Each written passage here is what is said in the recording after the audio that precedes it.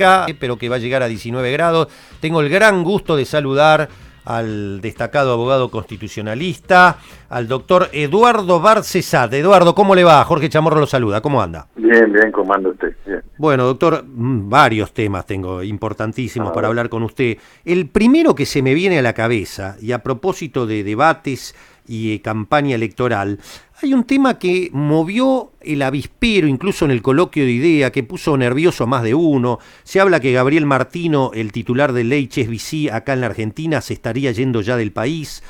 preocupado por las denuncias que tuvo desde Francia sobre lavado de dinero. Cristina Fernández, el acto del sábado por el 17 de octubre en La Pampa, dijo muy claro, mirando la cámara, dijo, claro que hay que investigar, lo dijo Alberto Fernández también, a dónde se fue el dinero, la fuga de dinero que hubo, esos 30.000, 40.000 millones que se fueron solamente en el último año, quién se los llevó y para qué y a dónde. Y yo recuerdo que usted hace un tiempo había propuesto que hay que investigar ese tema. ¿Es así, doctor? Bueno, no solamente esto, sino que hemos impulsado el proyecto de una convención internacional para la prevención y sanción de la fuga de capitales, porque este delito no sería posible si no es que hubiera un mecanismo en los países centrales a través de los cuales reciben los capitales fugados para refugiarlos en estas guaridas, para tener un capital financiero dedicado a los peores crímenes. Me refiero a la guerra, a la venta de armas, al tráfico de personas, órganos, narcotráfico, etcétera. Todo eso se financia con este capital que sale en negro, permanece en negro y se emplea en negro para su acrecentamiento y para todos estos fines delictivos que estamos señalando. Entonces, creo que esa iniciativa, que va a llevar su tiempo para ser consagrada, porque tiene que romper el doble discurso. Los países centrales se asombran de cómo los países emergentes fugan capitales, claro, pero resulta que los reciben y los administran, claro, y se benefician ellos. Entonces, es una tarea ardua, pero al mismo tiempo creo que hay iniciativas nacionales que pueden hacerse en este aspecto. Yo creo que podría comenzar ya sea por un proyecto de ley interna. Hemos elaborado un proyecto marco para todos los países que deseen conjurar verdadero flagelo económico. Lo hemos calificado de crimen económico contra los pueblos, porque violenta las disposiciones de los pactos internacionales de Naciones Unidas, su artículo 1, que está igual en ambos pactos, derechos civiles y políticos, derechos económicos, sociales y culturales, y que establece que es la titularidad del pueblo sobre los recursos y riquezas naturales existentes en su territorio. Bueno, las capitales que se fugan es en base a la explotación de esas riquezas y recursos naturales, pero en lugar de quedar para beneficio de los pueblos, queda para beneficio de este capital financiero internacional. Por eso también propiciamos que sea de jurisdicción universal.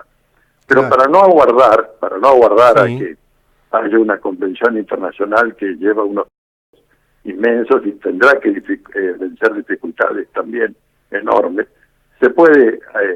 propiciar un proyecto interno para que el Estado recupere esos fondos,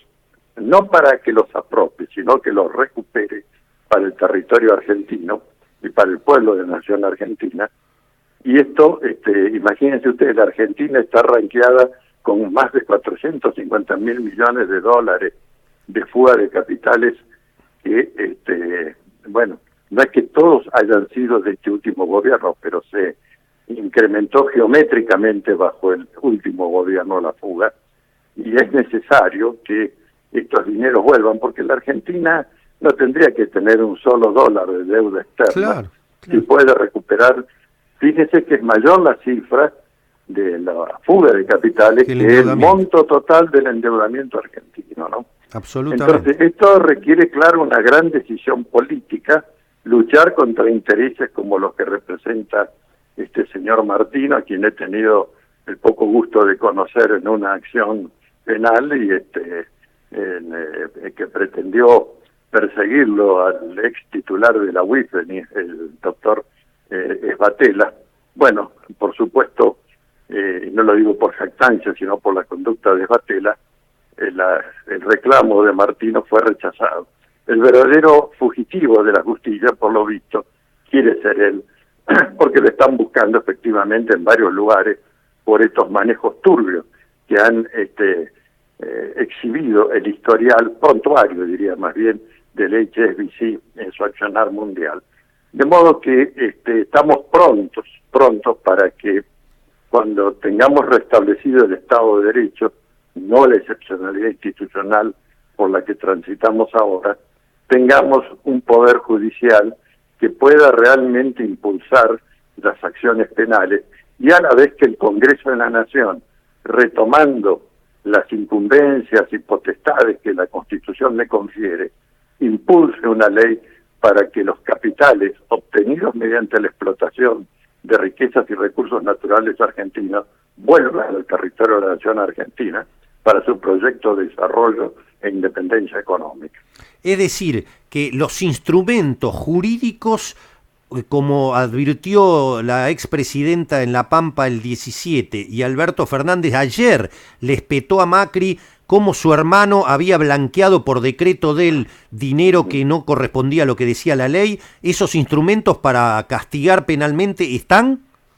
Bueno, yo creo que en el caso de lo que ocurrió con el decreto Macri que desnaturalizó esa ley de blanqueo, que no es buena porque mediante esa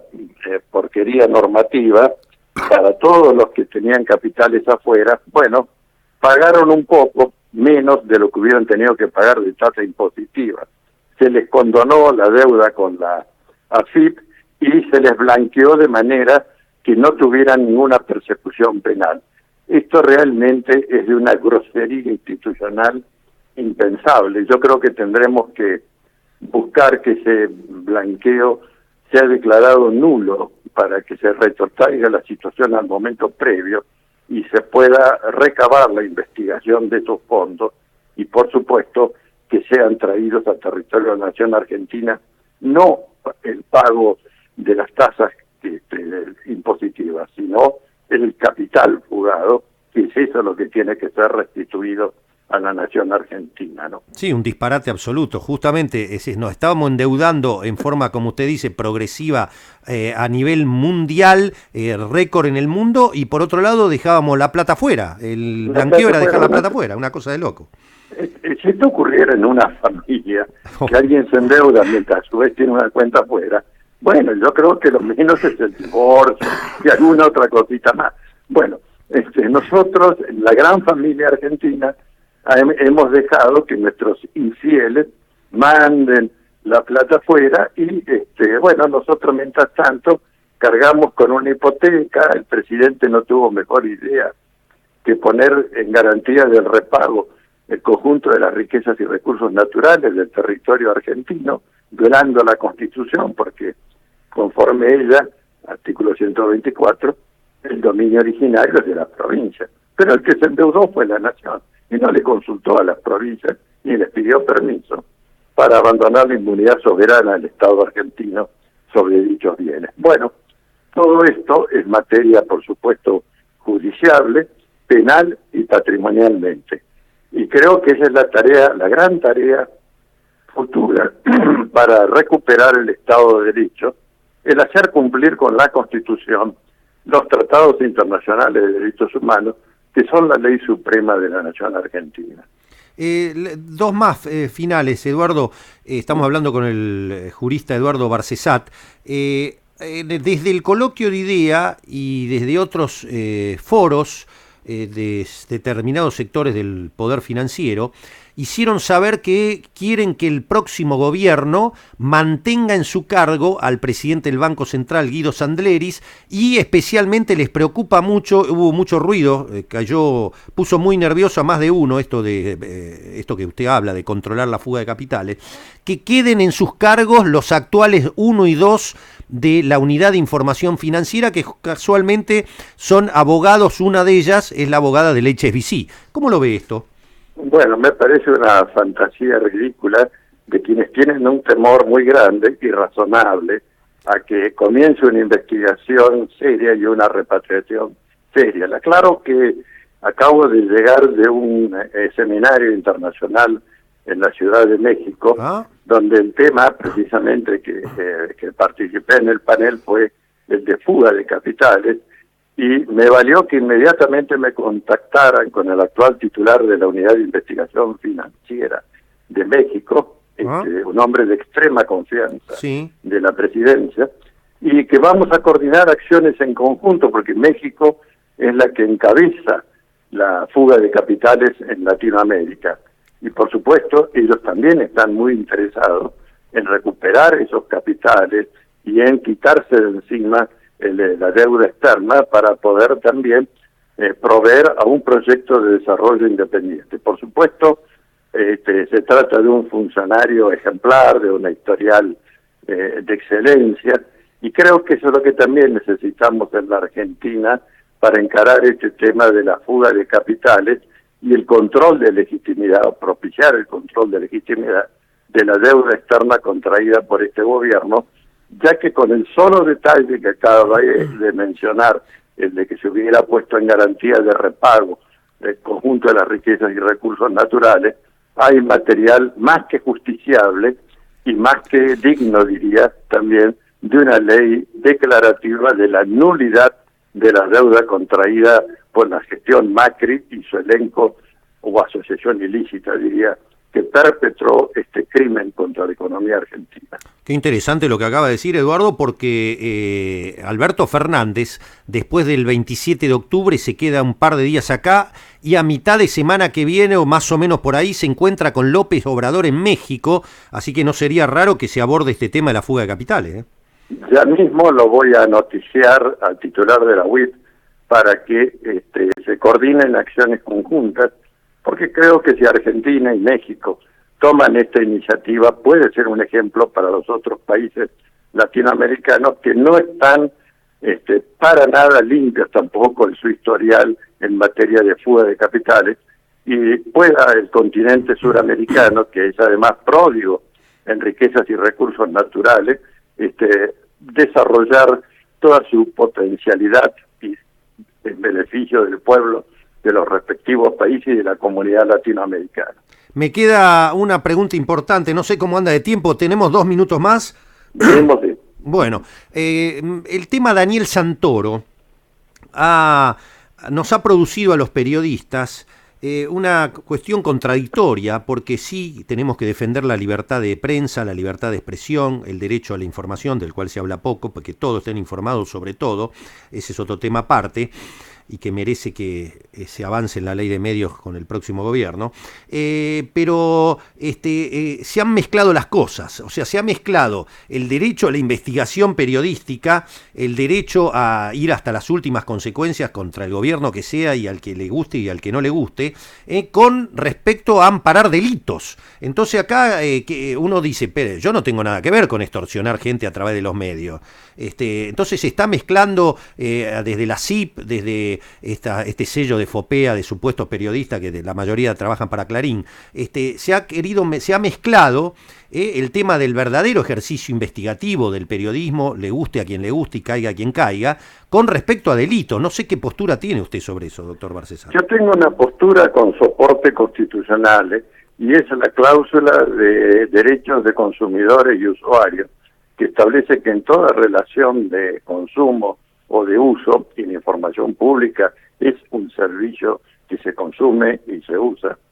debe mediar una información veraz y adecuada. Cuando este deber de información veraz y adecuada es quebrantado a través de la realización de relatos ficcionales con soporte en los medios hegemónicos de comunicación social, no estamos hablando de libertad de prensa, estamos hablando de un quiebre de lo establecido en el artículo 42 de la Constitución Nacional, que es la que informa este principio, y que está, diría yo, apoyado no solamente en los textos de los tratados internacionales de derechos humanos, sino que en los países que se invoca como bueno ejemplo de buena administración, etcétera, quiero aclarar que el primer pacto internacional en que ingresó el derecho a la información veraz y adecuada es la Convención Europea de Derechos Humanos, porque evidentemente han advertido del poder que tiene la comunicación social, los medios hegemónicos, y por eso también es que nuestra cláusula, como debiera ser y hacerse cumplir, cosa que no ocurre, tiene que luchar contra los monopolios naturales o legales, y entre ellos el monopolio en cuanto hace a la comunicación social. De modo que quiero decir muy categóricamente que hay un soporte constitucional, hay un soporte en los tratados de derechos humanos para que sepamos que debemos buscar los mecanismos para impedir los monopolios y para brindar información veraz y adecuada, lo que requiere la pluralidad e igualdad en las condiciones de producción de la información de esa diversidad de medios. La hegemonía no es recomendable en ningún aspecto, y creo que contra eso también deberá programar y luchar el futuro gobierno argentino para que esta cláusula del artículo 42 y esta mención específica no sean letra muerta o simplemente para adornar la vidriera institucional argentina, ¿no? Doctor Barcesat, siempre es un gusto escucharlo, le mando un abrazo. Hasta pronto, señor. El doctor Eduardo Barcesat, abogado constitucionalista, importantísimo todo lo que dijo, va incluso a hacer gestiones para que el presidente de la UIF de MEDIC, de la Unidad de Información Financiera Mexicana, se reúna con Alberto Fernández, si es que se produce como presidente electo, la semana que viene, en el marco de la visita a López Obrador en México, para avanzar sobre este tema que puso nervioso a más de uno. Y Barcesat dice que están los instrumentos para investigar y pidió la declaración de nulidad del blanqueo que por decreto completó Macri.